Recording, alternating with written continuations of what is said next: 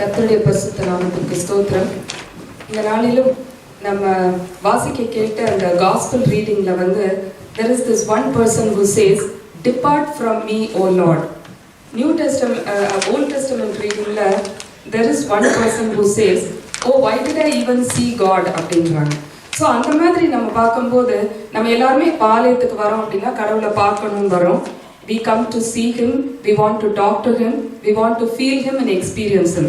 நம்ம get away from me God அப்படின்னு சொல்ல மாட்டோம், இல்லைன்னா why did I really see God அப்படின்னு சொல்ல மாட்டோம். பட் two people இன்னைக்கு நம்ம வாசிச்ச Bible ரீடிங்ல they were saying this. ஏன் அப்படி சொன்னாங்க? Did they really not like his presence, or what was the reason behind them for telling that அப்படின்றத தான் நம்ம பார்க்க போறோம்.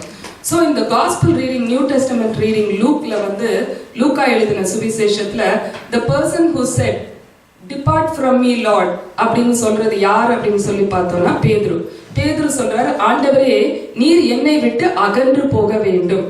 But that seems to be a little absurd. Why does he want the Lord God to stay away from him அப்படின்னு சொல்றாங்கன்னு பார்த்தீங்கன்னா there is a reason behind it.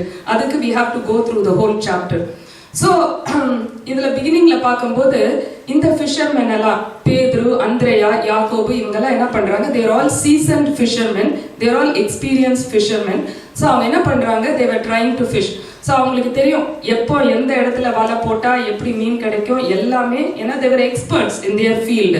So அப்படி இருந்தும் ஒரு நைட் ஃபுல்லா they were trying and they did not catch a single fish out. அதாவது ஒரே ஒரு மீன் கூட ஆகப்படல அப்படின்னா அதுல there should be something in it, right? ஒரு மீன் கூட ஆகப்படாம இருக்கும், ஓகே they were failures தான், ஏதோ 1-2 மீன் தான் ஆகப்பட்டுச்சு அப்படின்னு பரவாயில்ல. But there was not a single fish அப்படின்னா there is a reason behind it. சில சமயம் நம்மளுடைய டோட்டல் ஃபெயிலியர்ஸ் லைஃப்ல அதுக்கும் சில காரணங்கள் அதுக்கு பின்னாடி இருக்கலாம். ஸோ நைட்டு ஃபுல்லா ஃபிஷ் ட்ரை பண்றாங்க, ஒண்ணுமே கிடைக்கல. ஸோ ஏர்லி மார்னிங் காலையில ஏசாமி அந்த கெனசரேத் கடல் அருகே வருகிறார். அந்த கடல் வரும்போது இவங்கெல்லாம் என்ன பண்றாங்க? அந்த படகுல இருந்த அந்த வலைகளை அலைசி கொண்டிருக்கிறார்கள். they were cleaning their nets. fish ஒன்னும் ஆகப்படல, பட் நைட் ஃபுல்லா அந்த நெட்டை யூஸ் பண்ணனால they were just trying to clean it. வேற ஒன்னும் பெருசா பண்ண முடியாது. அப்போ ஏசாமி என்ன சொல்றாரு? அந்த படகு 2 முன்னாடி இழுத்துட்டு வர சொல்லி அதுல ஒரு படகை he keeps it at his stage, அவருடைய ஸ்டேஜ் மாதிரி அந்த இடத்துல நின்று பிரசங்கம் பண்றதுக்கு. அது it's at a higher elevation அந்த போட். ஸோ அதுல நின்று கடற்கரையில இருக்கிற ஜனங்களுக்கு போதகம் பண்ணுகிறாருன்னு சொல்லி பார்க்கிறோம். ஸோ அது யாருடைய படகை சூஸ் பண்றாரு அப்படின்னு சொல்லி பார்த்தோம்னா எதுவுமே தற்செயலா நடக்கிறது கிடையாது. ஸோ அது சீமோன் பேதுருவுடைய படகு. ஸோ அதுல அவரை எழும்பி பிரசங்கம் பண்ணிட்டு இருக்கும்போது பேதுருவுடைய மைண்ட்ல என்ன ஓடிட்டு இருந்திருக்கும்? பிரசங்கம் எல்லாம் கேட்கறதுக்கு நல்லா தான் இருக்கு, ஏராளமான ஜனங்கள் அவருடைய பிரசங்கத்தை கேட்க வராங்க.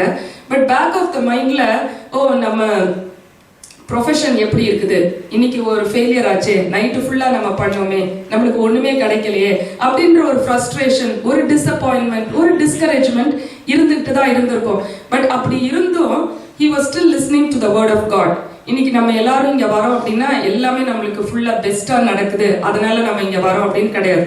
நம்மளுக்கும் நிறைய ஃபெயிலியர்ஸ், டிசப்பாயின்மெண்ட்ஸ், இப்படி நடந்திருக்கலாமே, அப்படி இருந்திருக்கலாமே, ஏன் இப்படி ஆயிடுச்சு அப்படின்ட்டு நிறைய கொஸ்டின்ஸ் இருந்தாலும் we come here to listen to the word of God.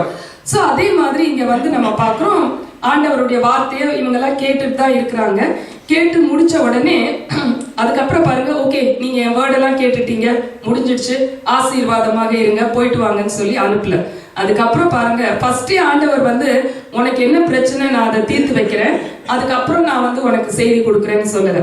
அவர் போதகெல்லாம் பண்ணி இவங்க அதெல்லாம் கேட்டு முடிச்சக்கு அப்புறம் தான் அவர் சொல்றாரு அவங்கள பார்த்து, ஆழத்திலே வலையை வீசுங்கள் அப்படின்னு சொல்லி சொல்றாரு.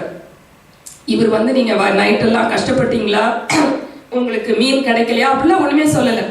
ஆழத்திலே வலையை போடுங்கள் அப்படின்னு சொல்லும் பொழுது அப்பதான் பேதுரு சொல்றாரு, ஐயரே ராமுழுதும் நாங்கள் பிரயாசப்பட்டோம், ஆகிலும் ஒன்றும் கிடைக்கவில்லை. சோ இந்த அதிகாரத்து ஓப்பனிங்ல நம்மளுக்கு தெரியாது இதெல்லாம். அதுக்கப்புறம் தான் பேதுரு சொல்றாரு, அதுக்கு முந்தின நாள் நைட்டு ஃபுல்லா they have been trying, but ஒரு மீன் கூட கிடைக்கவே இல்லை. ஆகிலும், அதுதான் the statement of faith, ஆகிலும் உம்முடைய வார்த்தையின்படி நாங்கள் செய்கிறோம் அப்படின்னு சொல்லி என்ன பண்றாங்க? ஆழத்திலே வலையை போடுறாங்க. போட்ட உடனே என்ன ஆகுதுன்னா வலை கிழியத்தக்கதாக மீன்கள் கிடைத்தது. அதாவது என்னன்னா their nets began to break அப்படின்னு சொல்லி போட்டிருக்குது. It didn't break, but it began to break. வலை கிழியத்தக்கதாக, வலை கிழியல, வலை கிழிஞ்சிருந்துச்சுன்னா என்ன ஆயிட்டு இருந்திருக்கும்? மொத்த மீனும் திருப்பியும் அப்படியே கடலுக்குள்ளேயே போயிட்டு இருந்திருக்கும், அவங்க பிடிச்சதெல்லாம் வேஸ்டா போயிட்டு இருந்திருக்கும். ஆனா வலை கிழியத்தக்கதாக, அப்பனா அந்த அளவுக்கு மேக்சிமம் பொட்டன்ஷியல் ஆண்டவர் கொடுக்கிறாரு. ஒண்ணுமே இல்லாத ஜீரோல இருந்து ஆண்டவர் வந்து ஃபுல்லஸ்ட் பொட்டன்ஷியல் கொடுக்கிறார். இதே உலக பிரகாரமான ஆசீர்வாதமா இருந்துச்சுன்னா நிறைய மீன் வந்துச்சுங்க, அந்த வெயிட் தாங்காம வலை கிழிஞ்சிடுச்சு, எல்லா மீனும் திரும்பியும் கடலுக்குள்ளே போயிடுச்சுன்னு சொல்லலாம். அதான் கர்த்தருடைய ஆசீர்வாதமே ஐஸ்வர்யத்தை தரும், அதனோட அவர் வேதனையை கூட்டார். அவர் கொடுக்கிற ஆசீர்வாதம் அப்படி இருக்கும். சோ வலை கிழியல, ஆனா அவ்வளவு மீன் இருக்குது. சரி, இவங்க எல்லாம் என்ன பண்றாங்க? மற்ற சீஷர்களுக்கு சைகை காட்டுகிறார்கள். அவங்களும் அவங்க படகை கொண்டு வராங்க. 2 படகு ஃபுல்லா அமிழத்தக்கதாக, படகு அமிழத்தக்கதாக மீன்கள் கிடைத்தது, ஆனா படகு அமிழவில்லை. The boat were about to sink, but they did not sink. படகு தண்ணிக்குள்ள அமிழ்ந்து போயிடுச்சுன்னா பிடிச்ச மீன் எல்லாம் திருப்பியும் தண்ணிக்குள்ளே போயிருக்கும். அந்த அளவுக்கு ஆண்டவர் வந்து ஃபுல்லஸ்ட் கெப்பாசிட்டிக்கு ஆண்டவர் வந்து ஆசீர்வதிக்கிறாருன்னு சொல்லி பாக்குறோம். ஸோ அதுல வந்து எதுக்கு ஒரு மீன் கூட கிடைக்காம இருந்ததுக்கு அதுல ஒரு காரணம் இருக்குது. இன்னைக்கு நம்மளுடைய ஃபெயிலியருக்கும் சில சமயம் ஒரு காரணம் இருக்கு.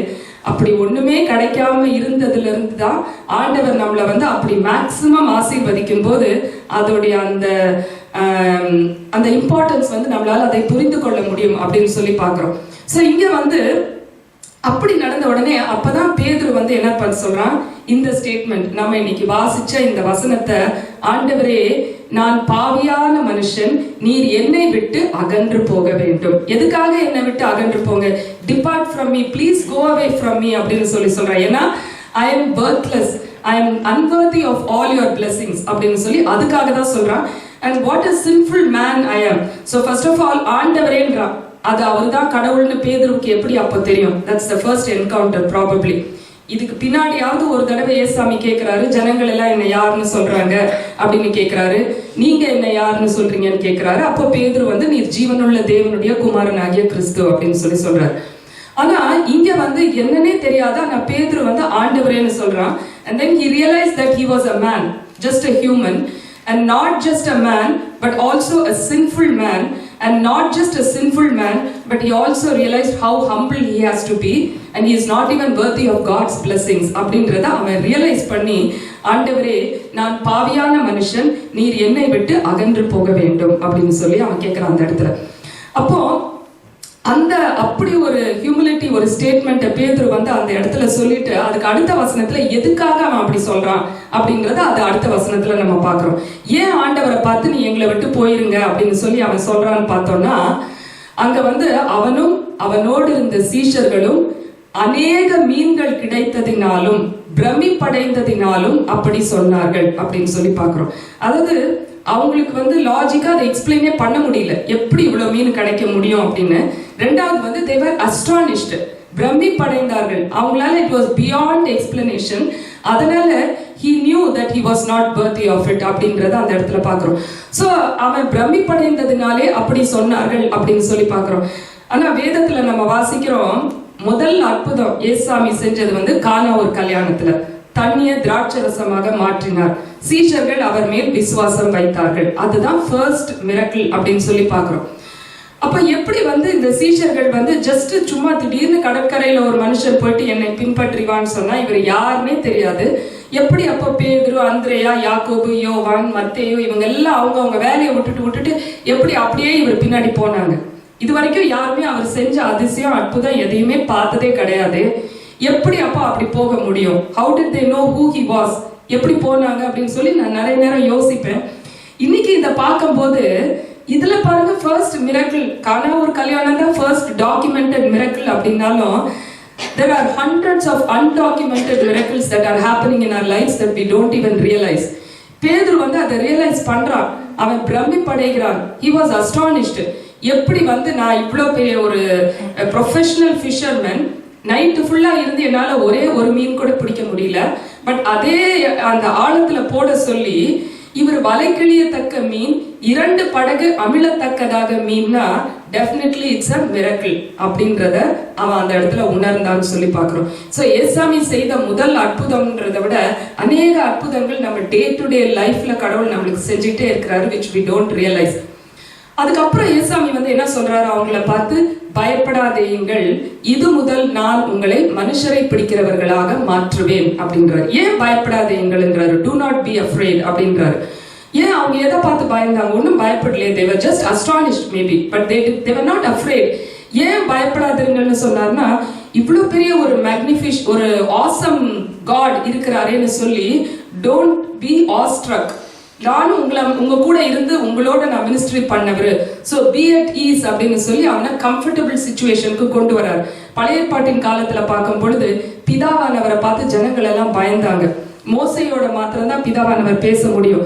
ஜனங்கள் எல்லாம் பிதாவானவர் பேசுறதை கேட்ட உடனே அவருடைய சத்தம் இடிமுழக்க சத்தத்தை போல இருக்கிறது, பெருவெள்ள இறைச்சலை போல இருக்கிறது, அதனால நாங்க அவர் சத்தத்தை கேட்க எங்களுக்கு பயமா இருக்குது, நீங்க பேசி அவர் என்ன சொல்றாருன்றதை எங்களுக்கு சொல்லுங்க அப்படின்னு சொல்லி கேட்கிறாங்க. அதனால ஏசாமி இந்த இடத்துல இந்த ஜனங்க பயந்துடக்கூடாதுன்றதுக்காக பயப்படாதிருங்கள் என்றார். நிறைய நேரம் பெரிய காரியங்களை செய்யும் போது சீஷர்கள் பயந்து போயிடுறாங்க. ஓ, என்ன இப்படி எல்லாமா செய்ய முடியும் அப்படின்ற ஒரு இது.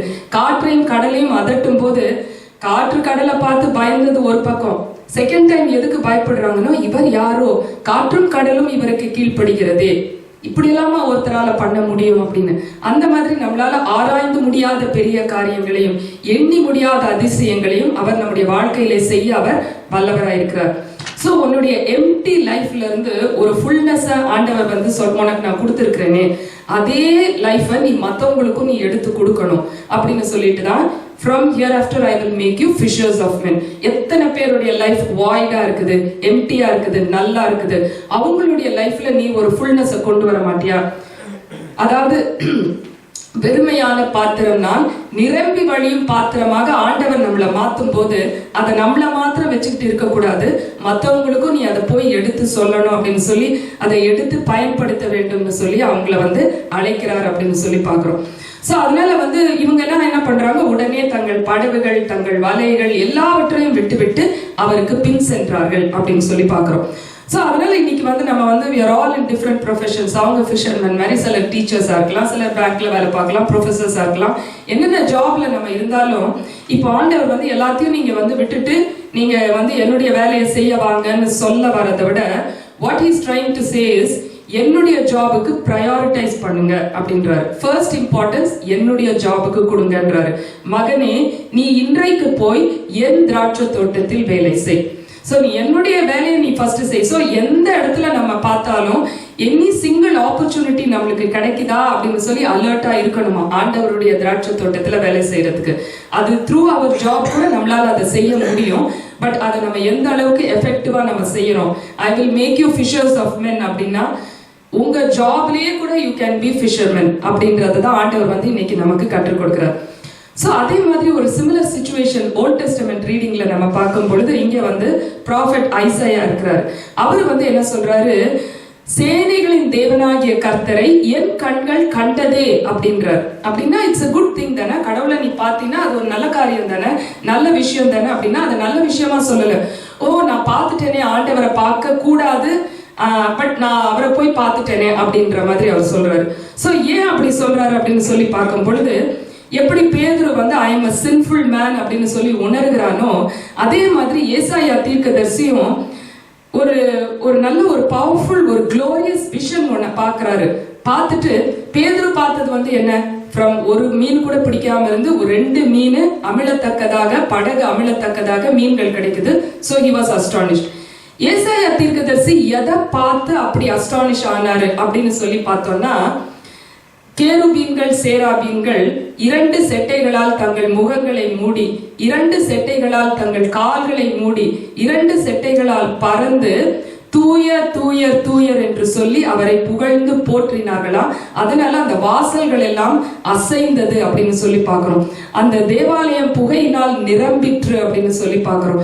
சோ அப்படிப்பட்ட ஒரு குளோரியஸ் விஷனை ஏசாயா தீர்க்கதரிசி பார்க்கும் பொழுதுதான் எப்படி பேதுரு வந்து I am unworthy of this சொல்றாரோ, அதே மாதிரி ஏசாயா தீர்க்கதரிசி இதெல்லாம் நான் பார்க்கறதுக்கு கூட நான் கொடுத்து வைக்கிறவன் கிடையாது, I am not even worthy to see these things அப்படின்னு சொல்லி சொல்றாரு. அப்போ இந்த தேவ தூதர்கள் எல்லாம் அப்படி தூயர் தூயர் தூயர்னு பாட்டு பாடுறாங்க. அதுதான் நம்ம வந்து இந்த ஓபனிங் ஹிம்ல வந்து நம்ம இன்னைக்கு பாடணும், தூயர் தூயர் தூயன்றது. எக்ஸாக்டா இன்னைக்கு எல்லா மெயின் லைன் சர்ச்சஸ்ல பாத்தீங்கன்னா அந்த சாங் தான் வந்து ஓப்பனிங் ஹிம்மா இருக்கும். ஏன்னா அந்த ஐசாயால அந்த வசனம் தூய தூயன்னு அதை பேஸ் பண்ணி தான் அந்த பாமாலேயே எழுதியிருக்கிறாங்க. ஸோ அந்த காலத்துல இங்க பேதுருடைய லைஃப்ல ஒரு எம்டினஸ் இருந்தது போல ஏசாயா தீர்க்கதரிசியின் காலத்துல இஸ்ரவேல் ஜனங்கள்ல திடீர்னு ஒரு எம்டினஸ் வருது. என்ன எம்டினஸ் வருது அப்படின்னு சொல்லி பார்த்தோம்னா, ஒரு காலத்துல உசியா அப்படின்னு ஒரு ராஜா இருந்தார். அந்த ராஜா அரசாண்ட காலத்துல ஜனங்களுக்கு ஒரு குறைவில்லை. அந்த ராஜா வந்து தன்னுடைய நாட்டு மக்களுக்கு என்னென்ன தேவையோ எல்லாத்தையும் 100% பெர்ஃபெக்டா பண்ணி கொடுத்தாரு. ஸோ ஜனங்களுக்கு வந்து எந்த பிரச்சனைனாலும் உசியா ராஜா கிட்ட போனா நம்மளுக்கு அது நடந்துரும் அப்படின்னு சொல்லி, he was a just king, he was a God fearing king. எல்லாமே நல்லா இருந்துச்சு, ஜனங்கள் எல்லாம் ரொம்ப நல்லா இருந்துட்டு இருக்கிறாங்க. So they were totally dependent on him. Sometimes நம்மளும் அப்படிதானே, சிலர் நம்ம லைஃப்ல வந்து நம்மளுக்கு எல்லாமே நல்லா நடக்கும் போது இதுதான் அப்படின்னு சொல்லி நம்ம வந்து கம்ப்ளீட்டா வந்து அது மேலேயே டிபெண்ட் ஆகி சில சமயம் கடவுளை கூட கொஞ்சம் செகண்டரியா கொண்டு வந்துருவோம். ஸோ அப்படிதான் இந்த ஜனங்கள் எல்லாம் என்ன பண்றாங்க, உசியா ராஜானா அப்படின்னு சொல்லி அவரை தான் வந்து ஒரு ஹை கடவுள்னு அவரை வைக்கல, but they were so dependent on him. திடீர்னு ஒரு நாள் என்ன ஆயிடுச்சு, இந்த உசியா ராஜா செத்து போயிட்டார். சோ இந்த ஏசாயா 6ஆம் அதிகாரம் ஃபர்ஸ்ட் வசனம் எப்படி ஓபன் ஆகுதுன்னு பார்த்தோம்னா, உசியா ராஜா மரணம் அடைந்த முதலாம் வருஷத்திலே, உசியா ராஜா மரணம் அடைந்த வருஷத்திலே அந்த சிங்காசனம் எப்படி இருக்குன்னா எம்டியா இருக்குது. சோ ஜனங்கள் யார்கிட்ட போவாங்க, என்ன பண்ணுவாங்க, ஒண்ணுமே தெரியல. இன்னைக்கு நிறைய நேரம் நம்மளும் நம்முடைய லைஃப்ல சில காரியங்களை வந்து நம்ம மலை போல நம்பியிருப்போம். Suddenly it may be taken away from us. இல்லைன்னா நம்ம ரொம்ப நேசிச்சு நம்ம வேண்டியவங்க வந்து நம்ம லைஃப்ல நம்மளை விட்டு போயிருக்கலாம், அப்படி கூட இருக்கலாம்.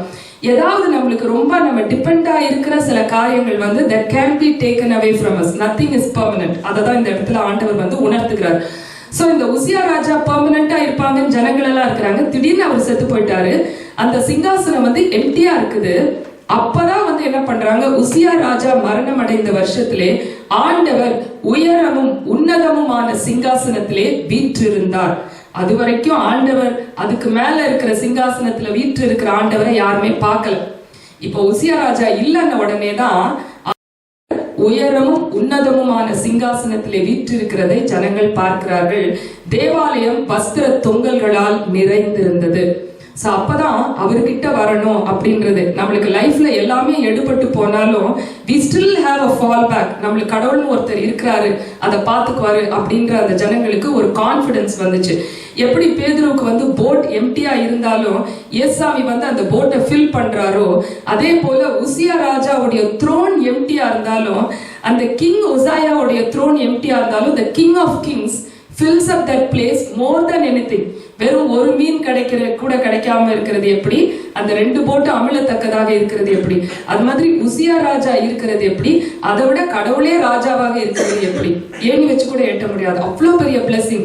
ஒரு ராஜா போனா கூட பரவாயில்ல, அதை விட உனக்கு பெரிய பிளஸிங் அந்த இடத்துல இருக்குது. எப்படின்னா, தேவாலயம் வஸ்திர தொங்கல்களால் நிறைந்திருந்தது அப்படின்னு சொல்லி பாக்குறோம். வேதத்துல வாசிக்கிற ஒரு 12 வருஷம் பெரும்பாடுள்ள ஸ்திரீ ஆண்டவருடைய வஸ்திரத்தின் ஓரத்தை தொட்டாலாவது சுகம் கிடைக்கும் சொல்லி ஆண்டவருடைய வஸ்திரத்தின் ஓரத்தை தொடுகிறார். தொட்ட உடனே அவளுக்கு சுகம் கிடைக்குது. அந்த சம்பவம் எல்லாம் நம்மளுக்கு தெரியும்.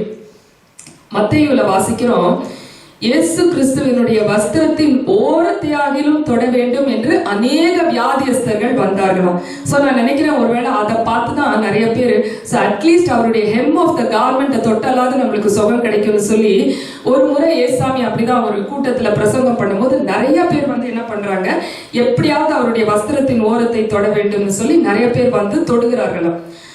தொட்ட யாவரும் சொஸ்தமானார்கள் அப்படின்னு சொல்லி பாக்குறோம். சரி, அதுல மெஜாரிட்டி பேருக்கு சுகம் கிடைச்சது அப்படின்லாம் கிடையாது. யாரெல்லாம் விசுவாசத்தோடு வந்து தொட்டாங்களோ தொட்ட யாவரும் சொஸ்தமானார்கள். அதே போலதான் இந்த தேவாலயம் அவருடைய வஸ்திர தொங்கல்களால் நிறைந்திருக்கிறது. சோ அந்த 12 வருஷம் பெரும்பாடுள்ள ஸ்திரீ வந்து தொட்டது போல, அந்த காலத்துல ஏசாமியை சுற்றி நின்று அநேகர் அவருடைய வஸ்திரத்தின் ஓரத்தை தொட்டு எல்லாருக்கும் அவங்களுக்கு வேண்டியது கிடைச்சது போல, இந்த நேரத்திலும் இந்த தேவாலயத்திலே அவருடைய வஸ்திர தொங்கல்கள் நிறைந்திருக்கிறது. யாரெல்லாம் நம்ம என்னென்ன பிரச்சனைன்னு சொல்லி அவருடைய வஸ்திரத்தின் ஓரத்தை தொடுகிறோமோ, தொட்ட ஒவ்வொருத்தரும், அதாவது ஒருத்தர் விடாம இந்த இடத்துல நம்முடைய இருதயத்தின் விருப்பங்கள் வேண்டுதல்களை ஆண்டவர் நிறைவேற்றி இந்த இடத்திலிருந்து நம்மை வழி அனுப்புவார் அப்படின்ற ஒரு விசுவாசம். அதுதான் பாருங்க, ஒரு எம்டி உசியா ராஜா கிட்ட கூட அவர் வேணா சில எல்லாருக்கும் பண்ண முடியாது இல்ல, மேபி மெஜாரிட்டி 90% ஆஃப் த பீப்புளுக்கு நல்லது பண்ணியிருப்பாரு. ஜனங்கள் எல்லாம் இவரை மாதிரி ஒரு ராஜா கிடையாதுன்றாங்க. ஆனா அதை விட பெஸ்டா ஆண்டவர் செய்யறாரு. வந்திருக்கிற ஒருத்தர் விடாம எல்லாருக்குமே அந்த இடத்துல நல்ல காரியங்கள் நடக்கிறது. சோ இததான் ஏசாயா தீர்க்கதரிசி தரிசனமாக பார்க்கிறார். உசியா ராஜா செத்து போயிட்டாரு, சிங்காசனம் எம்டியா இருக்குது. ஆனா அதுக்கு மேல ஆண்டவர் உயரமும் உன்னதமுமான சிங்காசனத்திலே வீற்றிருக்கிறார். தேவாலயம் வஸ்திர தொங்கல்களால் நிறைந்திருக்கிறது. அப்பந்தான் அந்த விஷன்ல தான் கேருபீன்கள் சேராபீன்கள் எல்லாம் என்ன பண்றாங்க, 6 செட்டைகள், 2 செட்டைகளால் முகத்தை மூடுகிறார்கள், 2 செட்டைகளால் கால்களை மூடுகிறார்கள், 2 செட்டைகளால் பறக்கிறார்கள். பறந்து சுற்றிலும் போய் என்ன சொல்றாங்க, தூயர் தூயர் தூயர் என்று சொல்லி அந்த தேவாலயம் அந்த புகையினால் நிரம்பிற்று. அந்த ஒரு சீனை பார்க்கும் பொழுதுதான் ஏசாயா தீர்க்கதரிசி சொல்லுகிறாரு, ஐயோ நான் அசுத்த உதடுகள் உள்ள மனுஷன், அசுத்த உதடுகள் உள்ள ஜனங்கள் மத்தியில் நான் வாசம் பண்ணுகிறேன், சேனைகளின் தேவனாகிய கர்த்தரை என் கண்கள் கண்டதே அப்படின்னு சொல்லி சொல்றான். சோ அப்பதான் எப்படி பேதுரு சொல்றான் பாருங்களேன், I am a sinful man அப்படின்னு.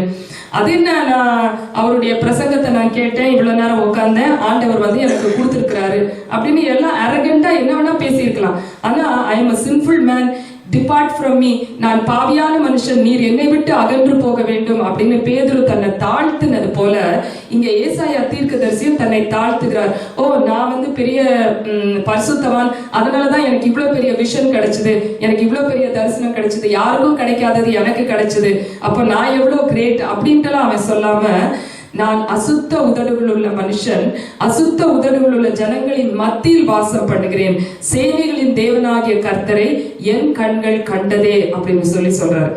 அப்போ அப்படிப்பட்ட ஒரு விஷன் ஏசாயா தீர்க்கதரிசிக்கு கிடைக்கும் போது எப்படி பேதுரு கிட்ட சொன்னாரோ, உனக்கு இவ்வளவு பெரிய காரியத்தை நான் செஞ்சிருக்கிறேனே, உன்னுடைய எம்டி லைஃப்ல உனக்கு ஒரு ஃபுல்னஸ் நான் கொடுத்திருக்கிறேனே, நீ அதை மத்தவங்களுக்கு எடுத்துட்டு போய் சொல்லணும்.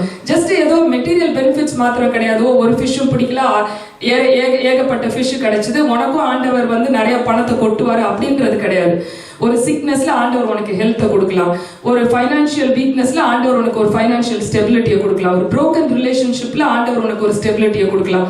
என்னென்ன காரியங்கள் ஸ்பிரிச்சுவல் பாவர்ட்டில இருந்து ஆண்டவர் உனக்கு ஒரு ஸ்பிரிச்சுவல் என்ரிச்மெண்ட் கொடுக்கலாம். So it's not just material blessings, எல்லாத்துலயும் கடவுள் ஒரு பீஸ் ஆஃப் மைண்ட், ஒரு ஜாய், ஒரு ஹாப்பினஸ், எவ்வளவு காரியங்கள் people are hurting out there, அதை மத்தவங்களுக்கு நீ எடுத்து சொல்லணும் அப்படின்னு சொல்லி பேதுரு கிட்ட சொல்றாரு. அதே போலதான் ஏசாயா தீர்க்கதரிசிட்டையும் ஆண்டவர் சொல்கிறாரு, உனக்கு இந்த குளோரியஸ் விஷனை பார்த்து உனக்கு எவ்வளவு ஒரு, அதனால நீ எவ்வளவு சந்தோஷப்பட்டு நீ இதை பார்த்த, உனக்கு வஸ்திர தொங்கல்களால் நிறைந்திருந்து நீ தொட்டு உனக்கு எவ்வளவு பிளெஸிங்களா கிடைச்சது, அப்போ நீ இதை போய் மத்தவங்களுக்கு சொல்லணும்னு ஆண்டவர் பேதுருக்கு டைரக்டா சொன்ன மாதிரி சொல்லாம ஏசாயா தீர்க்கதரிசிட்ட சொல்லுகிறாரு, யாரை நான் அனுப்புவேன், யார் நமது காரியமாக போவான் அப்படின்னு சொல்லி கேட்கிறாரு. ஆனா பாருங்க, இங்க ஏசாயா உடனே என்னை அனுப்பும் கர்த்தாவே அப்படின்னு சொல்லி ஹியர் ஐ அம்னு கம்ப்ளீட்டா எப்படி பேதுரு தன்னை ஒப்பு கொடுத்தது போல ஏசாயா தீர்க்கதரிசியும் தன்னை ஒப்பு கொடுக்கிறார் அப்படின்னு சொல்லி நம்ம பாக்குறோம். நம்ம வாசிக்க கேட்ட நிருப வாக்கியத்திலும் கொரிந்தியருக்கு எழுதின நிருபத்துல பவுல் அப்போஸ்தலரும் அப்படிதான், சவுலாக இருந்த அவனை ஆண்டவர் பவுலாக மாற்றினார். மாற்றி என்ன சொல்றாரு, மாத்தின உடனே நீ ராஜாக்களுக்கும் இஸ்ரவேல் புத்திரருக்கும் புறஜாதியாருக்கும் என்னுடைய நாமத்தை அறிவிக்கும்படி நான் தெரிந்து கொண்ட பாத்திரனாய் இருக்கிறான், என் நாமத்து நிமித்தம் அவன் எவ்வளவாய் பாடுபட வேண்டும் என்று நான் அவனுக்கு தெரிவிப்பேன் அப்படின்றார். So God chose Paul as a vessel to proclaim the good news, not just to the Israelites but also to the Gentiles and also to the kings. எல்லாத்துக்கும், அதாவது பணக்காரங்களுக்கும் சொல்லணும், படிச்சவங்களுக்கும் சொல்லணும், ஏழைங்களுக்கும் சொல்லணும், இஸ்ரவேல் ஜனங்களுக்கும் சொல்லணும், புறஜாதியாருக்கும் சொல்லணும். சில சமயம் நம்ம சுவிசேஷம் ஏதோ இந்துக்களுக்கு மாத்திரம் சொல்றோம், இல்லைன்னா மற்ற வேற என்ன சொல்றது, வேற ரிலிஜியஸ் பீப்புளுக்கு மாத்திரம் சொல்றோம் அப்படின்ட்டுலாம் கிடையாது. சுவிசேஷம் கிறிஸ்டியன்ஸ்க்கு ரொம்ப தேவைப்படுது. சோ அதனாலதான் இஸ்ரவேல் ஜனங்களுக்கு அப்படின்னு சொல்லி பவுல சுவிசேஷம் இஸ்ரவேல் ஜனங்களுக்கு நீ சொல்லணும்ன்றார், ஏன் ஜென்டைல்ஸ்க்கு மாத்திரம் சொல்லு அப்படின்னு சொல்லி சொல்லுங்க. சோ அதாவது I make you fishers of men அப்படின்னு பேதுரு கிட்ட சொல்றாரு. ஏசாயா தீர்க்கதரிசிய யாரை நான் அனுப்புவேன், என நமது காரியமாக யார் போவான்னு கேட்கிறாரு. அதே மாதிரி பவுல் கிட்ட நீ புறஜாதிகள் இஸ்ரவேல் ஜனங்களுக்கும் ராஜாக்களுக்கும் என்னுடைய சுவிசேஷத்தை நீ அறிவிக்க வேண்டும்னு சொன்ன உடனே சவுல் பவுலாகி தாமதியாமல் கிறிஸ்துவே தேவன் என்று அறிக்கை பண்ண ஆரம்பித்தான். கொஞ்சம் கூட அவன் கொஞ்சம் பிரேக் எடுக்கிறேன், கொஞ்சம் டைம் வேணும், நான் மெதுவா போய் சொல்லிக்கிறேன் அப்படின்ட்டுலாம் சொல்லவே இல்லையா. தாமதியாமல் கிறிஸ்துவே தேவன் என்று அவன் அறிக்கை பண்ணினான் அப்படின்னு சொல்லி நம்ம பார்க்கிறோம். ஆகவே இந்த நாளிலே இந்த இடத்துல நம்ம ஆண்டவருடைய பாதத்துல வந்திருக்கிறோம். எவ்வளவு எம்டியா இருந்தாலும் ஆண்டவர் நம்மளுடைய லைஃபை ஃபில் பண்ணியிருக்கும் பொழுது we are called to be a blessing to others. நமக்கு ஆண்டவர் இந்த ஆசீர்வாதத்தை கொடுத்திருக்கிறார்னா அப்போ நம்ம எந்த அளவுக்கு மற்றவர்களுக்கு இந்த ஆசீர்வாதத்தை நாம் எடுத்து கூற வேண்டும்.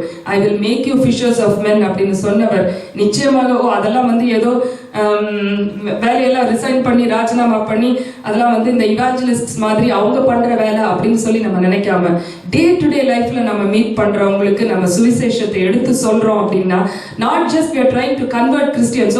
இத்தனை பெர்சன்டேஜ் இந்தியால இத்தனை ரிலிஜன் இவங்களெல்லாம் நான் கிறிஸ்டினா கன்வெர்ட் பண்றேன் அப்படின்றது 2020ல இத்தனை பேர் கிறிஸ்டியன்ஸ் ஆயிடுவாங்க, இல்லைன்னா 2030ல இத்தனை பெர்சன்டேஜ் கிறிஸ்டியன்ஸ். அந்த கதையே இல்லை. This is not about religion at all. It is just a conversion of heart. அவங்களுக்கு ஒரு நல்ல இருதயத்தை கொடுக்கிறது மாத்திரம் தான். So I will make you fishers of men. ஆண்டவர் I will increase the number of percentage of Christians நாங்க சொல்லவே இல்லை. நீ எந்த பேர் வேணா நீ வச்சுக்கோ, அதை பத்தி இல்ல. உன்னுடைய ஹார்ட் எப்படி இருக்கு அதை நீ சேஞ்ச் பண்ணி கடவுளுக்கு முற்றிலுமாக உன்னை ஒப்பு கொடுக்க வேண்டும் அப்படின்றது தான் ஆண்டவர் இந்த இடத்துல கற்றுக் கொடுக்கிறார். ஸோ இப்படி எல்லாத்தையும் விட்டு it needs a lot of sacrifice, right? So பேதுரு நிறைய இப்போ நம்மளும் நம்ம வேலை விட்டு பண்ணிட்டு வந்தோம்னா பிரச்சனை கிடையாது. பட் இந்த மாதிரி கொஞ்சம் எக்ஸ்ட்ராலாம் செய்யும் போது இட் நீட்ஸ் சம் சாக்ரிஃபைஸ். அப்போ பேதுரு ஒரு தடவை சொல்றான் ஆண்டவர்கிட்ட, ஆண்டவரே உமக்காக நாங்கள் எல்லாத்தையும் விட்டுட்டு வந்தோமே, எங்களுக்கு என்ன கொடுப்பீங்க அப்படின்னு சொல்லி கேட்கிறோம். Sometimes we all need that, right? கொஞ்சம் ஒரு என்கரேஜ்மெண்ட். கடவுளுக்குன்னு நம்ம செய்யறோமே, ஆண்டவர் அதை நம்மளுக்கு என்ன தருவாரு அப்படின்னு அவன் கேட்கும்போது ஆண்டவர் சொல்றாரு, என் நிமித்தமாவது சுவிசேஷத்தின் நிமித்தமாவது தன் வீட்டையாவது தன் நிலங்களையாவது தன் மனைவியையாவது தன் சகோதரனையாவது தன் சகோதரியையாவது விட்டவன், அதாவது கடவுளுக்காக விட்டவன். சும்மா நம்ம பர்சனலுக்காக நம்ம எல்லாத்தையும் விட்டுட்டு நான் சாக்ரிஃபைஸ் பண்ணிட்டு இருக்கிறேன்றது கிடையாது. கடவுளுடைய வேலைக்குன்னு சொல்லி நம்ம சில காரியங்களை காம்ப்ரமைஸ் பண்ணி நம்ம செய்யும் பொழுது ஆண்டவர் என்ன சொல்றாரு, நான் இம்மையிலே அவர்களுக்கு பேதுரு கிட்ட சொல்றாரு, எனக்காக இந்த மாதிரி நீ ஏதாவது விட்டு இருந்தீன்னா இம்மையிலே துன்பங்களோட கூட நூறத்தனையான ஆசீர்வாதங்களையும் மறுமையிலே நித்திய ஜீவனையும் உனக்கு கொடுப்பேன். ஸோ அது ஏதோ நெக்ஸ்ட் லைஃப்ல தான் ஆண்டவர் நம்மளுக்கு பிளெஸிங் கொடுப்பாருன்னு கிடையாது, இந்த லைஃப்லயே இன் அடிஷன் டு ட்ரபிள்ஸ் துன்பங்களோட கூட. ஸோ அதனால உனக்கு ஒரு பிரச்சனையும் வராதுன்னு ஆண்டவர் சொல்லல. In spite of all the troubles that you are facing, you will get 100-fold blessing in this life and also in the life to come அப்படின்னு சொல்றாகவே அப்படிப்பட்ட ஒரு பேதுரு அந்த காலிங்கை ஏற்று போனது போல, ஏசாயா தீர்க்கதரிசி அந்த காலிங்கை ஏற்று போனது போல, பவுலை போல நாமும் நமக்கு ஆண்டவர் அந்த ஆசீர்வாதத்தை கொடுத்தது மற்றவர்களுக்கும் அதை பகிர கர்த்தர் தாமே நம் ஒவ்வொருவருக்கும் அப்படிப்பட்ட கிருபைகளையும் ஆசீர்வாதங்களையும் தந்தருளுவாராக. ஆமீன்.